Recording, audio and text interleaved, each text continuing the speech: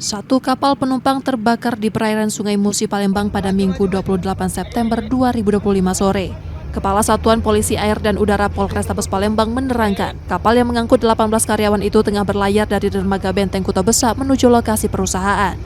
Seluruh penumpang berhasil diselamatkan, meski seorang di antaranya dilarikan ke rumah sakit akibat gangguan pernapasan setelah menghirup asap. Korban kini dilaporkan dalam kondisi stabil. Proses pemadaman berlangsung sekitar 1 jam dengan bantuan kapal lain yang berada di sekitar lokasi. Informasi awal yang kami terima, tiba-tiba ada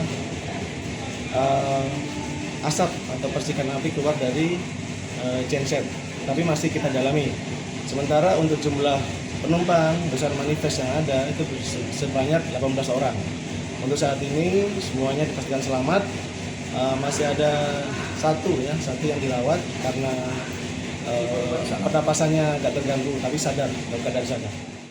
Salah satu penumpang kapal menerangkan mereka mulai panik saat ada asap yang muncul dari badan kapal. Sekali pasti kita ada yang tahu panik. Api dari atas. Dari atas. Kapten atau kru kapal sudah sempat ini belum kasih tahu belum bahwasanya kebakaran ini?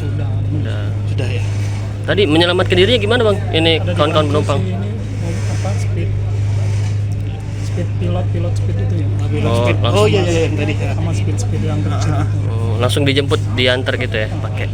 Tapi ada orang barang-barang kita aman ya, Pak? Alhamdulillah aman. Barang-barang aman.